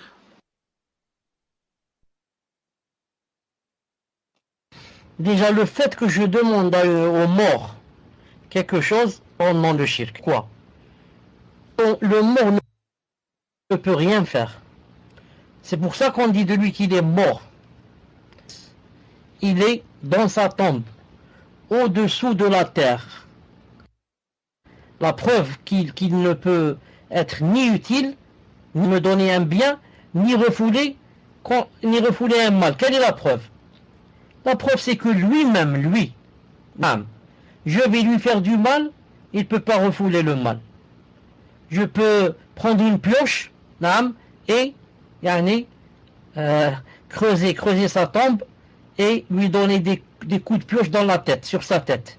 Et il ne va rien faire. Je peux, sauf, ou plutôt, un chien peut venir et uriner sur lui, sur sa tombe, et il ne peut rien faire. Donc, s'il ne peut pas refouler un mal qui lui arrive à lui, comment peut-il refouler un mal qui arrive à un autre? Et le bien, il ne tire aucun bien, ni pour lui, ni pour les autres. Il est mort. Donc maintenant, si je vais lui demander quelque chose, j'ai fait le shirk et le grand. J'ai fait le grand shirk. Naam. Taïb. Et maintenant, je reviens au talisman ou n'importe quoi. Les choses qu'on accroche, c'est d'après Niyad de la personne. C'est lui qui repousse le mal. Il a un shirk majeur. Et dans les deux cas, qu'ils soient mineurs ou majeurs, il faut qu'il prenne garde. Pourquoi? Parce qu'il a fait un shirk.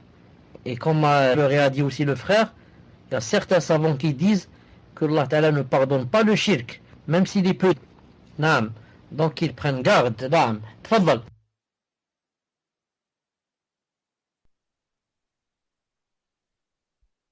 Barakallahu fikum, cheikh. Question d'une sœur qui dit: nous savons que ceux qui consultent les voyants, leur prière ne passe pas pendant 40 jours. Quelle est la conduite à tenir pour ces personnes?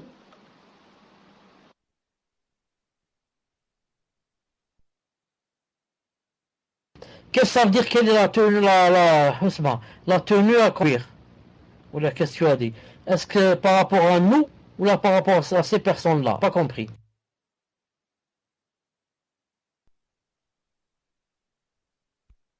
En attendant une précision, cheikh, question suivante d'une sœur qui dit: que doit-on faire quand on voit qu'on a de l'ostentation? Est-ce qu'il faut arrêter l'action en cours? Ou bien si on ne l'a pas commencé, ne pas la faire du tout? Ou faut-il continuer, cheikh? Barakallahu fikum.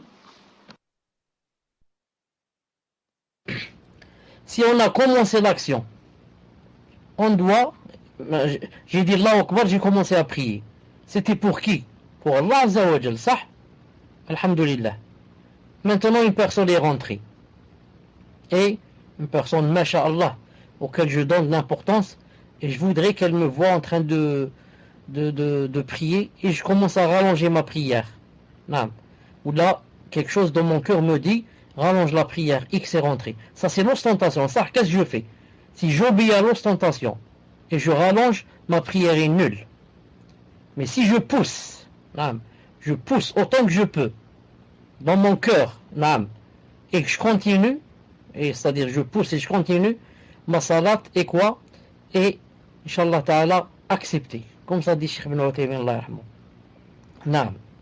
Si en pleine adoration, et que cette adoration ne se divise pas, c'est-à-dire c'est un tout, comme la salat, car la salat ne se divise pas, c'est un tout. Dans ce cas, si l'ostentation vient dans la salat, qu'est-ce qu'on fait? Si on obéit à l'ostentation, notre salat devient nulle. Mais si on repousse autant qu'on peut, la salat Inch'Allah est acceptée. Maintenant, si c'est avant de prier, j'étais assis, ensuite, j'ai dit, je vais faire 2 rak'at, ensuite j'ai vu quelqu'un rentrer, ce quelqu'un-là, auquel j'aimerais qu'il me voie en train de prier, mais j'ai pas encore commencé. Maintenant, il vaut mieux éviter bi'idhnillahi ta'ala. Pourquoi? Car avant de commencer l'adoration, j'ai senti déjà l'ostentation. Avant. Sauf si quoi? Si je peux pousser maintenant et refouler. Si je refoule jusqu'à ce qu'il n'y ait rien, je prie. Mais si je sais que j'ai dans le cœur que il va participer, cette personne va participer avec moi dans la niya, il vaut mieux attendre jusqu'à ce que ça se passe, jusqu'à ce que ça passe, surtout que ce n'est pas une adoration obligatoire. Si c'était une adoration obligatoire, comme prier en groupe, ça, je dois la faire. Je ne dois pas dire les gens me voient, là, comme si je suis dans le Hajj. Et maintenant, c'est Arafat. Je ne vais pas dire j'ai l'ostentation, je ne vais pas assister à Arafat aujourd'hui, je laisse demain. Non, ça c'est quelque chose d'obligatoire. Il n'y a pas l'ostentation dans les choses obligatoires. Je l'ai fait malgré moi. Non. Tout cela, si l'adoration c'est un groupe, un tout, comme la salat. Maintenant, si c'est une chose qui n'est pas un tout, comme par exemple, je dis dans ma tête que je vais donner 100 euros fi sabilillah. J'ai donné 50 et les 100 euros que j'ai, c'est 2 billets de 50. J'ai donné le premier billet. Ensuite, quand j'ai voulu donner le deuxième, quand j'ai donné le deuxième, tout en le donnant, je l'ai donné avec ostentation.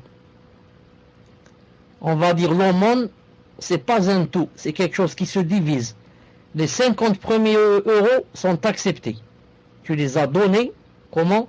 Fi sabilillah. Les deuxièmes ne sont pas acceptés. Tu les as donnés avec ostentation. Pourquoi? L'aumône, c'est une adoration qui n'est pas un tout. Ça dépend. Si tu as 2 billets de 50, tu vas faire donc c'est 2 aumônes. Vous avez compris? C'est pas une seule. C'est pas comme la salat. La salat, s'il y a 4 unités, tu fais l'ostentation T, toutes les 4 ne sont plus valides. Pourquoi? Car la salat c'est un tout. Elle commence par Allahu Akbar et se termine par Salam alaikum. Naam, tfadal.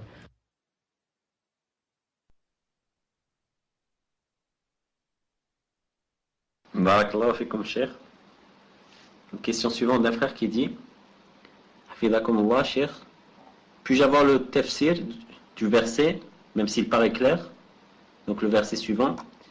Et la plupart d'entre eux ne croient en Allah qu'en lui donnant des associés. Le verset que vient de mettre Tawfiq. Barakallahu fikum, cher.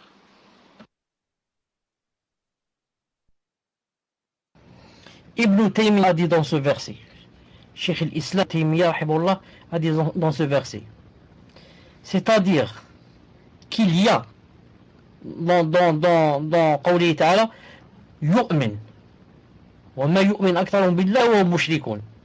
Il y a iman, comme vous voyez, et il y a shirk. Donc il y a tawhid et il y a son contraire, le shirk. Car dans iman il y a tawhid. Il a dit, ils ont fait le tawhid de la seigneurie et n'ont pas fait le tawhid de la divinité. Le tawhid de la seigneurie, rububiyya, et le shirk dans le tawhid de la divinité. C'est pour ça que beaucoup de gens croient en Allah Azza wa Jal, mais dans la seigneurie. Mais tu trouves qu'ils font quoi? Qu'ils font beaucoup de shirk dans l'adoration. Et ça s'applique à beaucoup de musulmans. Tu trouves le musulman, il est masha'Allah, et tu trouves notre mère et nos mères qui sont masha'Allah, naam.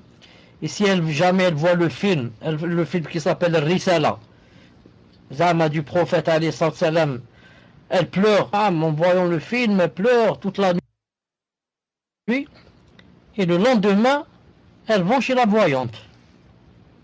Donc tu vois, elles croient en Allah subhanahu wa ta'ala, mais en même temps font du shirk. Mais ce qui est demandé, c'est quoi? C'est de croire en Allah ta'ala sans faire du shirk. Voilà ce que Allah ta'ala aime. Que tu crois en lui sans faire du shirk. Maintenant, si d'un côté tu crois et de l'autre tu fais du shirk, donc tu annules ce que tu es en train de faire. Wallahu ta'ala alam. Tfadlal.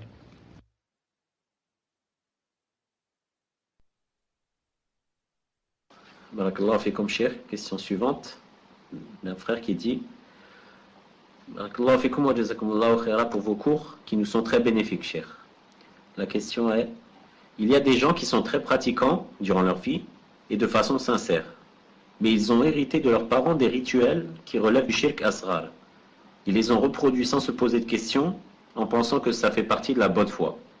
Car beaucoup d'entre eux sont illettrés et ou ignorants, et n'ont pas eu la chance de pouvoir lire la vérité dans les livres, ou n'ont pas eu la chance de rencontrer des personnes qui connaissent bien la religion pour leur expliquer toutes ces choses. Donc quelle est la sentence de ces gens-là auprès d'Allah?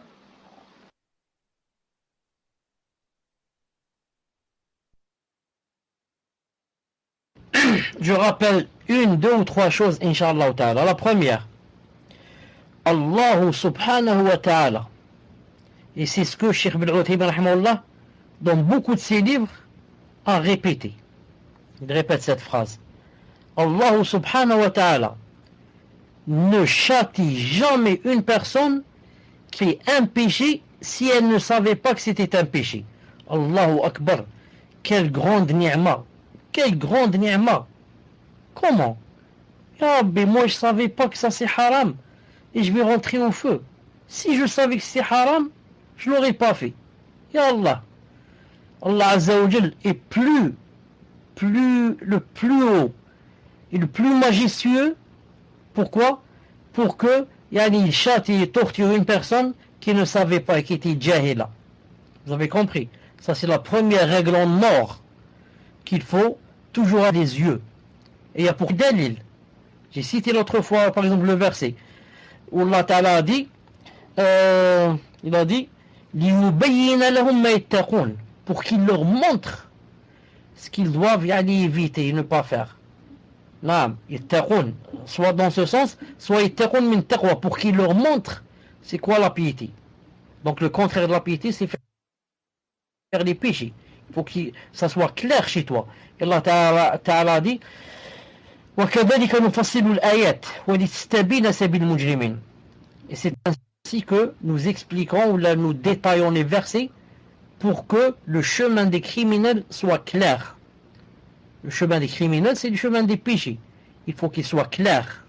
Non. Et Allah Ta'ala dit dans le Coran, ومن يشاقق الرسول من بعد ما تبين له الهدى ويتبع غير سبيل المؤمنين نوليه ما تولى ونصليه جهنم وساءت مصيره. Il a dit celui qui fait dissidence au messager après que la guidée lui soit montrée. Après que la guidée lui soit montrée. Je le ferai rentrer en Jahannam, etc. Ça veut dire que celui qui fait dissidence, avant que la guidée ne lui soit montrée, il ne le fait pas rentrer à Jahannam. Parce qu'il dit après que la guidée lui soit montrée. Vous avez compris?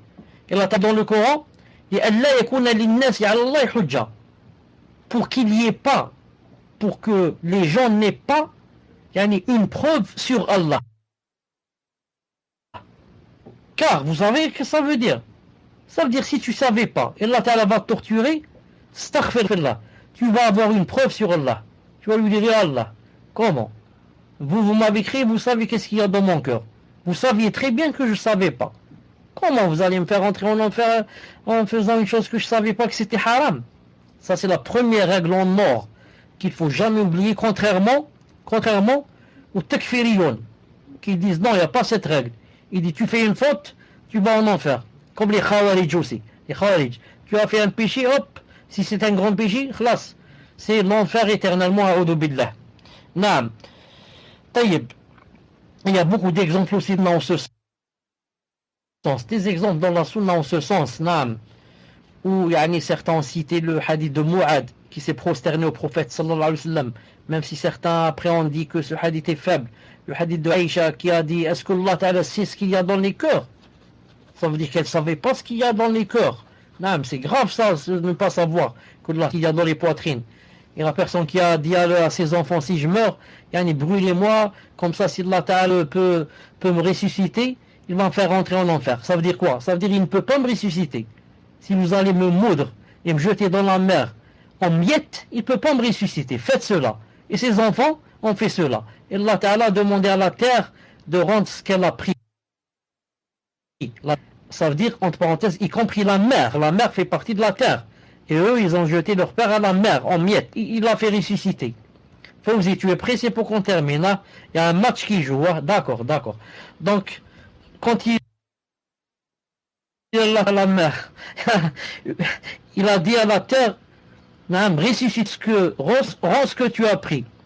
Et l'homme était debout. Allah Ta'ala lui a dit, pourquoi tu as fait ça? Il a dit, ya Allah, min khashiyatik. Dans une autre version, min makhafatik, de peur de toi, Allah, de crainte de toi. Et Allah Ta'ala lui a pardonné. Il a pardonné à cette personne. Pourquoi? Elle a fait quelque chose de grave. Elle a dit qu'Allah Ta'ala ne peut pas me ressusciter si je deviens miette. C'est pour ça qu'il a demandé à ses enfants de le rendre en miettes, de le brûler. Sinon, il ne va pas demander cela s'il savait qu'il allait être ressuscité. Mais pourquoi il lui a pardonné? C'est un djihad, il ne savait pas. Qu'il a poussé à faire ainsi. Elle-même, on revient, on dit la première règle, Allah Ta'ala ne châtie jamais une personne si elle ne savait pas. La deuxième règle, très importante.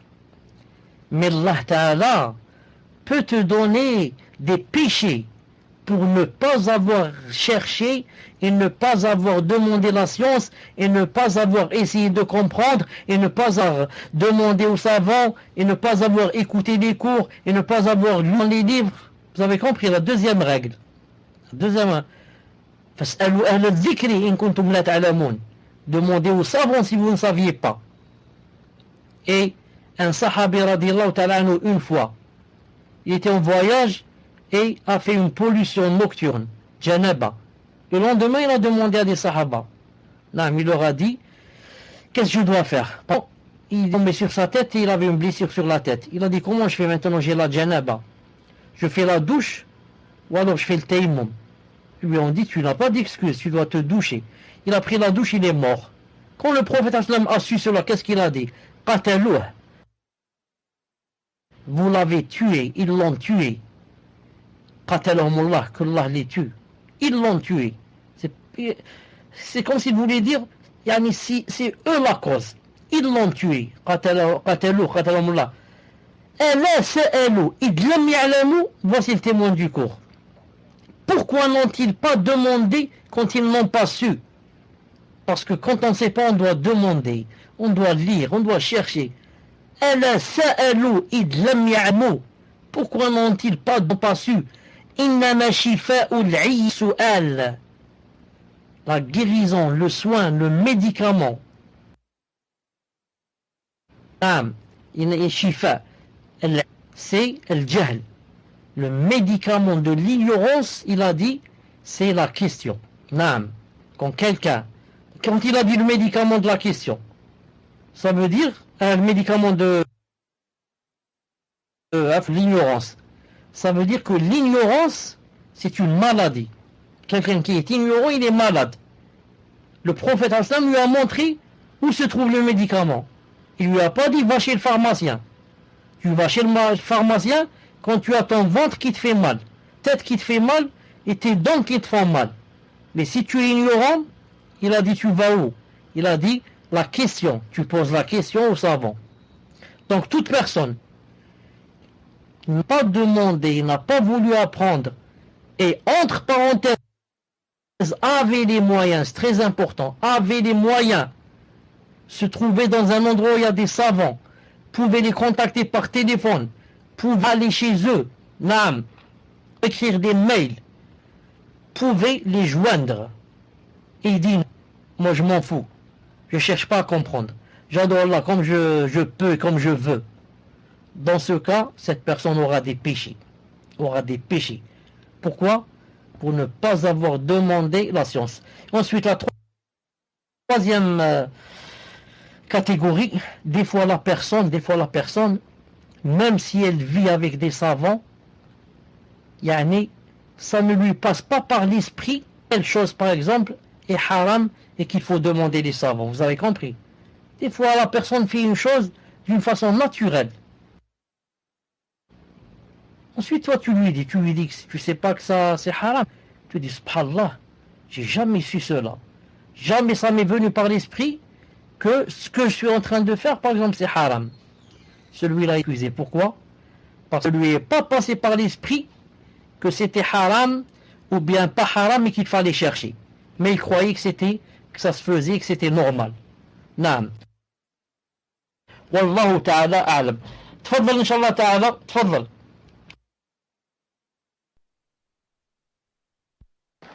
Barakallahu fikum, cher. Vous me tenez au courant quand vous souhaitez qu'on arrête. Cher, la question suivante. Hafizakumullah fi ta'atih. Dans le hadith, celui qui va voir un voyant, sa prière n'est pas valable pendant 40 jours. Et comme ce qui sépare le musulman du mécréant, c'est la prière. Pour quelle raison dans ces hadiths, le prophète sallallahu alayhi wa sallam n'a pas dit sortir de l'islam? Pouvez-vous nous donner plus de précisions sur ce hadith? Barakallahu fikum.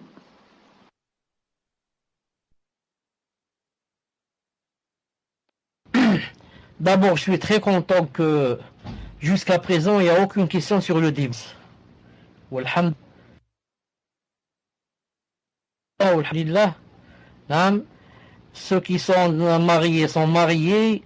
Ceux qui sont encore célibataires, qu'Allah Ta'ala les marie. Pas pour l'instant de divorce. Ça l'embisse pour le moment. Ça nous laisse dans l'embisse. Puisse Allah Ta'ala nous laisser dans l'embisse. J'ai pas compris, cher. Cette question, je ne l'ai pas bien comprise. Si tu peux m'expliquer la relation entre celui qui va à la Osmo, chez le voyant, 40 jours c'est accepté, et l'autre. Quand tu as dit que celui qui ne prie pas, il y a la différence entre le mouchrik et la prière. J'ai pas la relation entre les deux.